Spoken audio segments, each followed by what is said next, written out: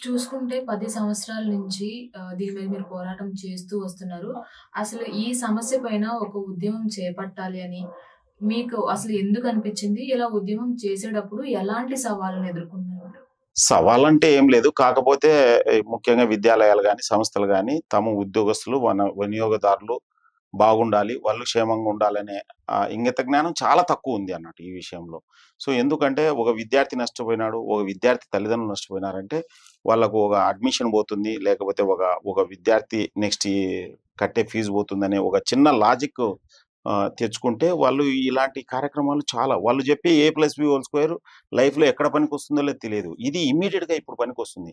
ఎందుకంటే విజయవాడలో మొన్న ఒక famous private university student loan యాప్‌లో లోన్ తీసుకున్నాడు. లోన్ యాప్‌లో లోన్ ఎందుకు తీసుకున్నాడంటే ఆన్‌లైన్ గేమ్స్ అన్నాడు. ఆన్‌లైన్ గేమ్స్ ఎందుకు అన్నాడో తెలియదు.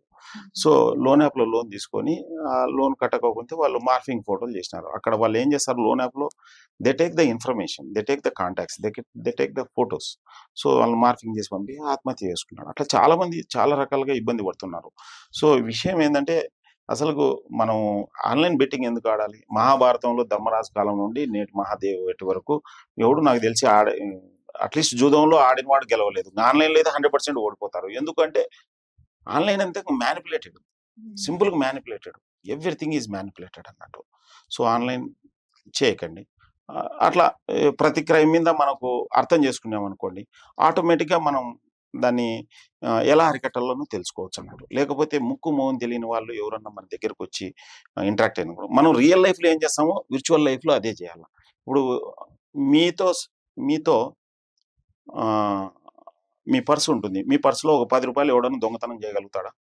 చేయలేడు. కానీ 10,00,000 మీ అకౌంట్ నుంచి తీసుకుపోతున్నాడు. ఎట్లా తీసుకుపోతున్నాడు? జస్ట్ బికాస్ ఆఫ్ మీరు వానికి సహకరిస్తున్నారు. ఎట్లా సహకరిస్తున్నారు? వాడు చెప్పే మాయమాటలు నమ్ముతున్నారన్నట్టు. సో, ఈ మాయమాటలు నమ్మడం ఇవన్నీ ఒక ఒక ఒక ఒక ఒక పద్ధతి ప్రకారం ఎక్స్‌ప్లెయిన్ చేసినారనుకోండి ఖచ్చితంగా మోసపోరన్నట్టు. For example stock market fraud ఎక్కువ జరుగుతుంది. స్టాక్ మార్కెట్ ఫ్రాడ్ ఎవడో ముక్కు మొందెలినోడు వచ్చి ఆన్‌లైన్‌లో వచ్చి మీరు దీంట్లో ఇన్వెస్ట్ చేస్తే డబుల్ అయితుంది ఇంకోటి. ఇక్కడ మనకు తెలియాల్సొచ్చిందంటే అసలుగా అతనెవరు? ఎక్కడున్నాడు? అతని ఆఫీస్ ఏంది? ఫిజికల్‌గా పోయి కలవండి. ఫోన్‌లో లేకపోతే వాట్సాప్‌లో వచ్చినారంటే అంతా నిజమని నమ్మినారంటే అంతే. బ్లేడ్ లేకుండా గుండు కొడతారన్నమాట. సింపుల్. ఇదివరకటి రోజుల్లో ఏంటి అంటే మనం ఏదన్నా పని చేయాలన్నా, ఏదన్నా మనకి ఏదన్నా నాలెడ్జ్ గెయిన్ చేయాలి అన్నా, మనం అక్కడి వరకు ఎళ్లి పలానా యూనివర్సిటీకో లేదంటే ఇంటర్వ్యూకి అటెండ్ అవ్వడమో ఇలా జరుగుతాయి. కానీ సోషల్ మీడియా వచ్చిన తర్వాత ఇప్పుడు మన అరచేతిలోనే ప్రతి ఒక్కటి మనకి ఎంటర్‌టైన్‌మెంట్ వైస్ కావచ్చు, ఏదైనా ఇన్ఫర్మేషన్‌గా కావచ్చు అన్నీ వచ్చేస్తున్నాయి. సో, ఇలాంటప్పుడు అంటే సోషల్ మీడియా ద్వారా ఇన్‌ఫ్లుయెన్సర్స్ కూడా చాలామంది బెట్టింగ్ యాప్స్‌కి సపోర్ట్ చేస్తూ వాళ్ళు చేయడం జరుగుతుంది. సో, దాన్నెలా తీసుకోవాలంటారు? అది దారుణం. అది యాక్చువల్‌గా పోలీసులు నిజంగా చెప్పాలంటే ప్రభుత్వం చట్టం చర్య తీసుకోవాలి వాళ్ళ మీద ఇన్‌ఫ్లుయెన్సర్స్ మీద. ఎందుకంటే వాళ్ళు ఏదో లక్షల మంది ఫాలో ఉన్నారని చెప్పి ఒక బెట్టింగ్ గేమ్‌ని ప్రమోట్ చేస్తున్నారు. సో, దానివల్ల ఏమైతుందంటే పిల్లలు ముఖ్యంగా వాళ్ళు ఇమ్మెచ్యూర్డ్ పిల్లలు చాలా ఇబ్బంది పడతారు. అసలు ఖచ్చితంగా నేను మన ఇండియా నెక్స్ట్ ఛానల్ నుంచి రిక్వెస్ట్ చేసేదంటే ప్రభుత్వాన్ని గాని, అధికారులు గాని ఖచ్చితంగా ఈ ఇన్‌ఫ్లుయెన్సర్స్‌ని ఫస్ట్ అరెస్ట్ చేసి జైల్‌లో ఎయండి. ఎందుకంటే వాళ్ళ వల్లనే ఇయన్నీ ప్రాబ్లమ్స్ వస్తున్నాయన్నట్టు. తెలిసి తెలియని యాప్‌లు కూడా ఇన్‌ఫ్లుయెన్సర్స్ ప్రమోట్ చేసి పిల్లల డబ్బులు పోతున్నాయి. మళ్ళా లోన్ యాప్స్ ఇట్లా ఇంకే రకరకాలుగా ఉన్నాయన్నట్టు. సో, ఖచ్చితంగా ఫస్ట్ పాయింట్ ఎవరు చెప్పినా గాని అది మీ తల్లిదండ్రులతో చర్చించి చేయండి. ఇంకా బెటర్ అన్నట్టు. వాళ్ళు ఒప్పుకున్నారనుకోండి మీరు గేమ్స్ ఆడడం చేయండి. యాక్చువల్‌గా ఆన్‌లైన్‌లో కాదు ఆడాల్సింది గేమ్స్. ఆఫ్‌లైన్‌లో ఆడాల. శరీరానికి మంచిది, మనసుకు మంచిది. మీరు చెప్పింది 100% కరెక్ట్. ప్రస్తుతం ఉన్న సమాజంలో ఇలాంటి మోసాలపై సమాజంలో ఎలాంటి ప్రభావం చూపిస్తుందనుకుంటున్నారు మీరు? కోట్ల రూపాయలు నష్టపోతున్నారని చెప్తున్నా కదా! చాలా మంది. నాకు తెలిసి నష్టపోయినోళ్ళు కూడా లక్షలు నష్టపోయినోళ్ళు ఉన్నారు. కోట్లు నష్టపోయి ఫోన్‌లు చేసినోళ్ళు అంటే రకరకాల క్రైమ్స్ ఇవి అని చెప్పేది. ఇప్పుడు ఫేక్ డ్రగ్ పార్సెల్ వస్తుంది. ఎవరో భయపడిస్తారు. మీ పేరు మీద తైవానో లేకపోతే ఇంకో చోటుకో డ్రగ్స్ పోతున్నాయని చెప్పి భయపడి డబ్బులు పే చేస్తున్నారు.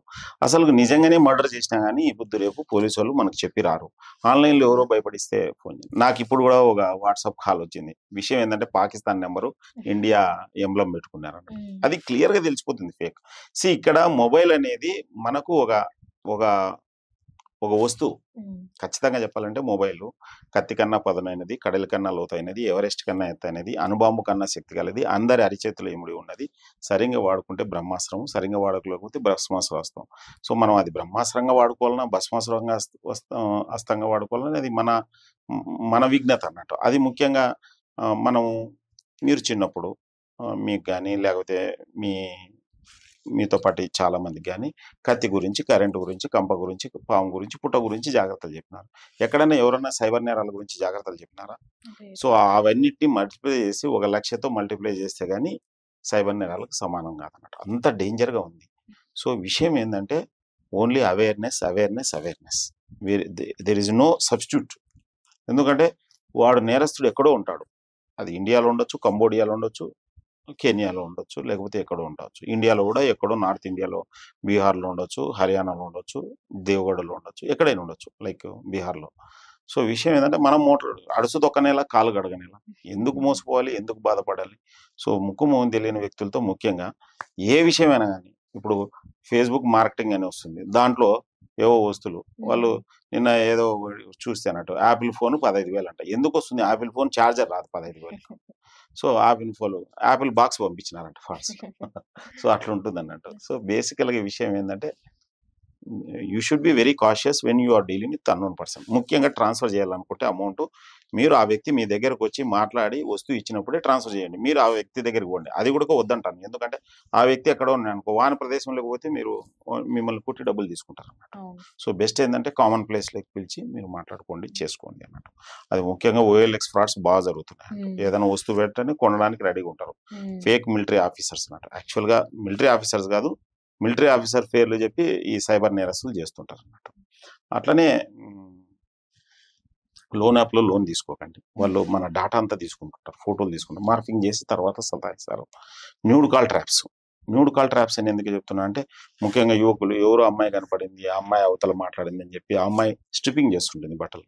సో వీళ్ళు చూస్తుంటారు. దెన్ ఆ వీడియోను మళ్ళా సమ్ వీడియోతో, న్యూడ్ వీడియోతో అపెండ్ చేసి వీళ్ళని డబ్బులు అడుగుతారు. లేదా అనుకోకుండా ఇల్లే స్ట్రిప్పింగ్ చేసినారు అనుకోండి, ఇంకా దారుణం అన్నట్టు. సో ఎప్పటికైనా ఏదైనా కానీ ముఖ్యంగా న్యూడ్ వీడియో కాల్స్ అటెండ్ కాకండి. ఎనీ వీడియో కాల్స్ అటెండ్ కాకండి.